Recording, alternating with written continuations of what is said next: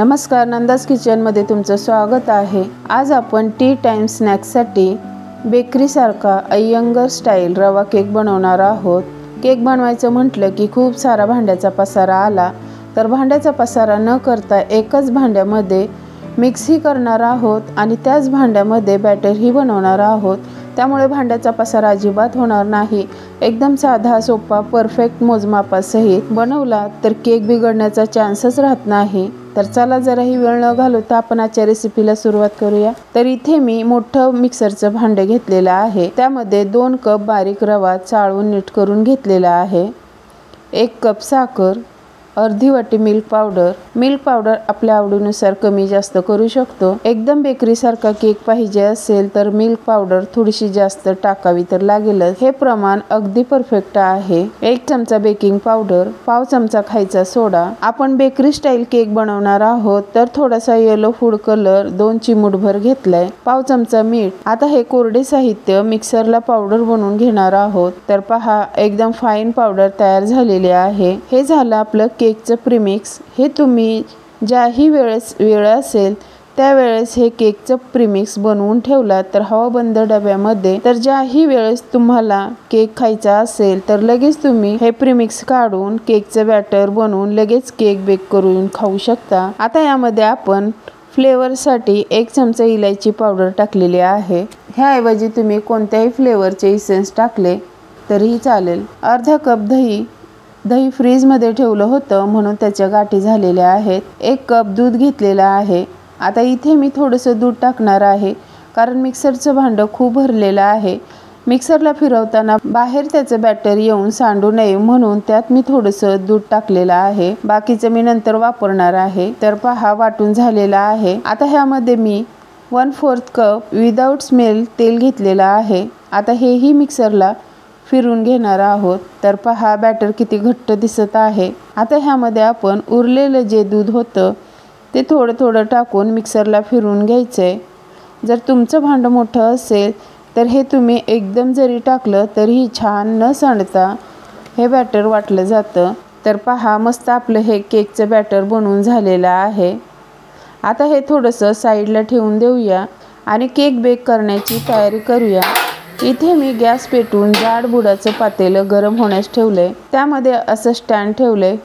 वरती झाकण ठेवून मोठ्या गॅसवरती 5 मिनिटांसाठी पातेलं प्रीहीट होण्यासाठी ठेवायचे। पातेलं गरम होते तोपर्यंत आपण केक टिनच्या भांड्यामध्ये केक टिनच्या साईजचा बटर पेपर लावून घ्यायचा आहे आणि वरून थोडंसं तेल टाकून पसरवून घ्यायचंय। आता या भांड्याला तेल लावून झालेलं आहे। इकडे आपलं केकचं बॅटर ही बघू शकता किती स्मूदी फ्लफी झालेलं आहे। आता हे बॅटर भांड्यामध्ये टाकून घेऊया। इथे मी अर्धच बॅटर घेतलंय, कारण पूर्ण बॅटर यामध्ये बसणार नाही, त्यामुळे अर्धच बॅटर घेतलेला आहे आणि अर्ध बॅटर दुसऱ्या भांड्यामध्ये बॅटर टाकून तोही केक बेक करून घेणार आहे। आता ह्या भांड्याला थोडंसं टॅप करून घ्यायचं। केक आपण बेकरी स्टाईल करतोय म्हटल्यावर त्यामध्ये टूटी फ्रुटी तर आलीच पाहिजे, त्याशिवाय हा केक बेकरी स्टाईल दिसणारच नाही। आता इकडे आपलं पातेलंही प्रीहीट झालेलं आहे। केक टिनचं हे भांडं न पोळून घेता अलगद ठेवायचंय 35 ते 40 मिनिटांसाठी। पहिल्यांदा 5 मिनिटं मोठ्या गॅसवरतीच ठेवायचंय आणि नंतर 30 मिनिटं लो मीडियम गॅसवरती ठेवायचंय। आता आपला केक बेक झालेला आहे। हा केक मी पूर्णपणे 40 मिनिटं लो मीडियम गॅसवरती बेक करून घेतलाय। तर पहा, केक आपला किती फुलून वर आलेला आहे। एकदम परफेक्ट बेक झालेला आहे। 35 ते 40 मिनिटांमधला दोन्ही केकचा डिफरन्स तुम्हाला दाखवण्यासाठी हा केक मी बेक केलेला आहे। हा केक बघू शकता 35 मिनिटाचा आहे आणि हा केक बघू शकता 40 मिनिटाचा आहे। 5 मिनिटाचा फरक आहे फक्त दोन्हीमध्ये, पण केकचा डिफरन्स बघू शकता। हा 40 मिनिटातला थोडासा केक लाईट कलर आलेला आहे। शिजला की नाही तेही तुम्हाला चाकूच्या साहाय्याने दाखवते।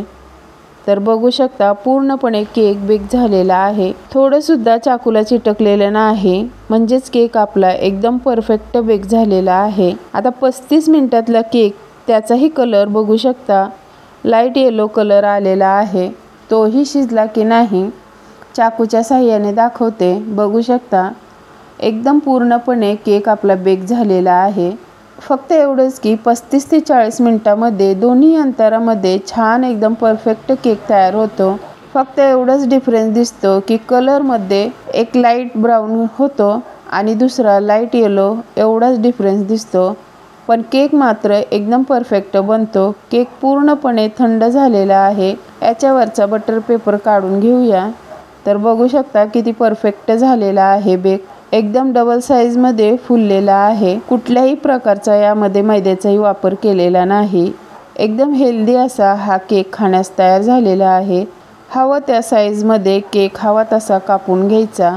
तर पहा, आतूनही दाखवते किती मस्त आपला केक मऊ लुसलुशीत जाळीदार झालेला आहे। दुसराही केक बघू शकता, अतिशय स्पॉन्जी झालेला आहे।